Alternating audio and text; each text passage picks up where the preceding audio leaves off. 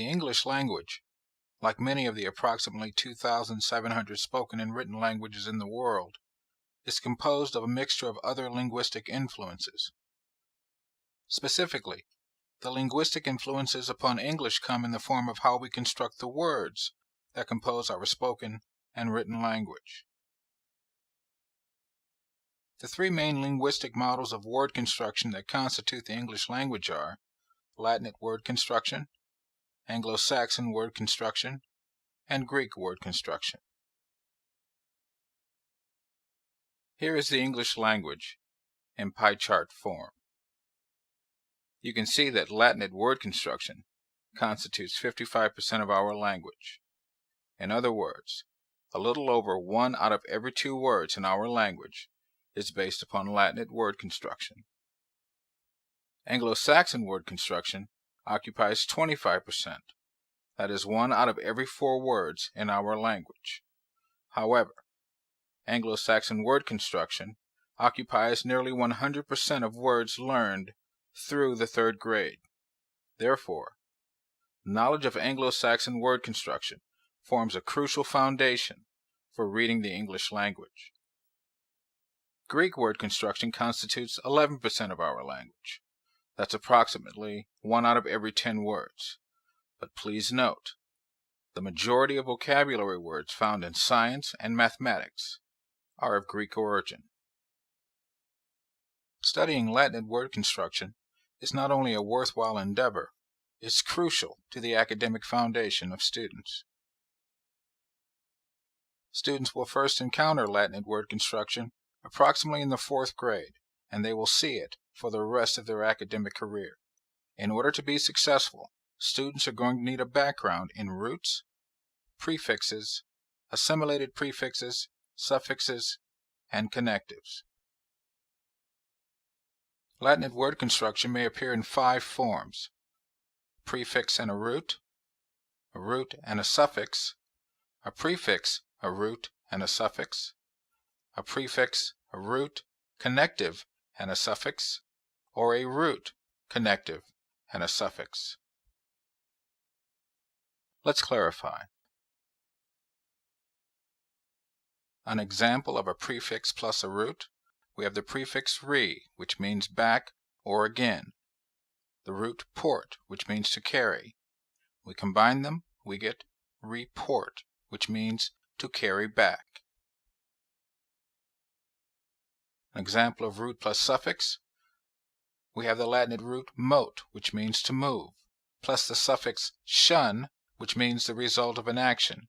We combine them, we get the word motion, which means the result of moving. For an example of prefix, root, and suffix, we have the prefix trans, which means across, the Latinate root mis, which means to send, and the suffix shun, which means the result of an action. We combine them, and we get transmission, which means the result of sending across. For prefix, root, connective, and suffix, we have the prefix ear, a form of the assimilated prefix in, which means no or not. We have the root reg, which means straight, our Latin connective ul, and ar, which means that which is. We combine them, we get irregular, which means that which is not straight. An example of root connective plus a suffix, we have the Latin root grad, which means to step, our connective u, and all, which means characterized by. We combine them and we get gradual, which means characterized by a step. The most critical component of Latinate word construction is the Latinate root. Any word which contains a root must revolve around the concept of the meaning of that root. Let's go back to our example, report. The root is port, which means to carry. Any word that contains this root must revolve around the concept to carry. For example, import. transportation, opportunity, disproportionate, insupportable. They all have the same root. Each of these 5 words on your screen revolves around the concept to carry. To develop a solid foundation in English vocabulary, students are going to need exposure to Latinate roots, prefixes, assimilated prefixes, suffixes, and connectives. Anglo-Saxon word construction lays the foundation for reading skills in the English code. Students will encounter Anglo-Saxon word construction from the very beginning of their formal education, and this will extend throughout the rest of their lives. But it's important to note that practically 100% of the words they will encounter from pre-K through 3rd grade are based upon Anglo-Saxon word construction. Anglo-Saxon word construction is where we get our sight words, words that are non-phonetic, meaning they are not spelled the way they sound. We also encounter silent letters, consonant digraphs, consonant blends, and vowel teams. This sequence is a classic example. Please note that it ends with a consonant, which means, by definition, that the syllable should be closed. This vowel should be short. The A should say a. This sequence should say was. But you and I know that it says was. It is non-phonetic. It is not pronounced the way that it's seen, nor is it spelled the way that it's spoken. Anglo-Saxon word construction has given us our spelling rules, like the CVC doubling rule and the CVC doubling rule extended, the long spelling rule, the Y rule, the silent E rule, the FLS doubling rule, and the somewhat confusing vowel teams. Anglo-Saxon word construction may appear in 5 forms. You may have a base word plus a base word, a prefix plus base word, a base word plus a suffix, or a prefix, base word, and a suffix. Let's clarify. For an example of a base word, we have ship, flow, house, and knife. I draw your attention to the consonant digraph SH in ship. I also draw your attention to the consonant blend FL in flow and the silent K in knife. Or we may have a base word plus a base word. This is called a compound word.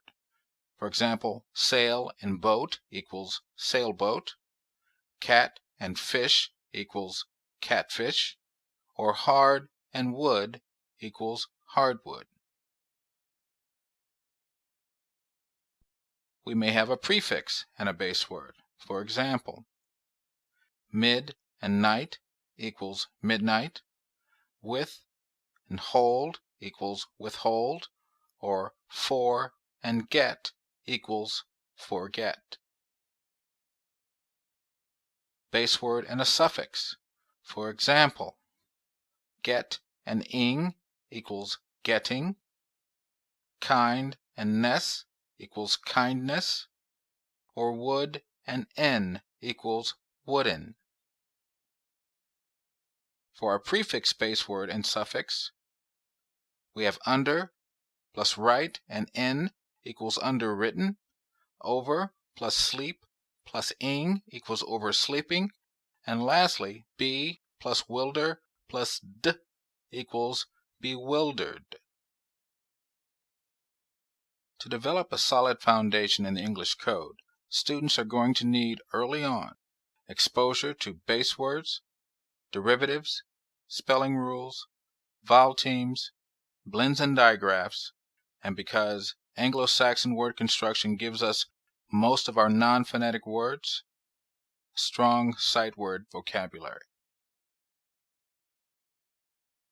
Greek word construction, although it only comprises 11% of our language, is where we get most of our advanced vocabulary in mathematics and science. Students begin to encounter Greek word construction in the early stages of the middle school, and it will extend throughout the rest of their academic careers. In order to be successful, students are going to need exposure to Greek combining forms and the connective O.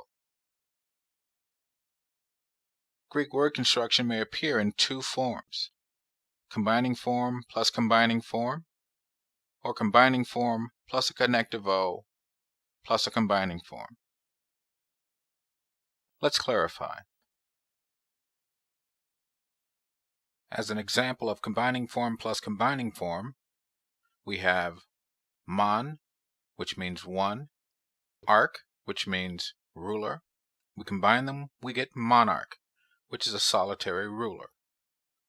We have tele, which means distant, and scope, which means to see. We combine them, we get telescope.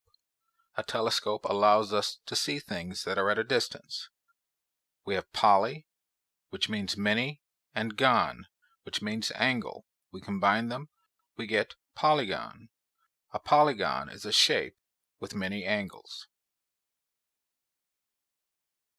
For combining form plus connective O plus combining form, we have therm, which means heat, O, and meter, which means measure. We combine them, we get thermometer, and a thermometer measures heat. We have mon, which means one, O, and lith, which means stone. We get monolith, which is one giant stone. Or we have orth, which means straight, plus the connective O, plus dox, which means belief. We combine them, we get orthodox, straight beliefs. In order to be successful in the more advanced mathematical and scientific terms, students are going to need exposure to Greek combining forms and the connective O. Clearly, mastering the English code is no small task. In order to successfully accomplish this, students will need the English Code Language Training System.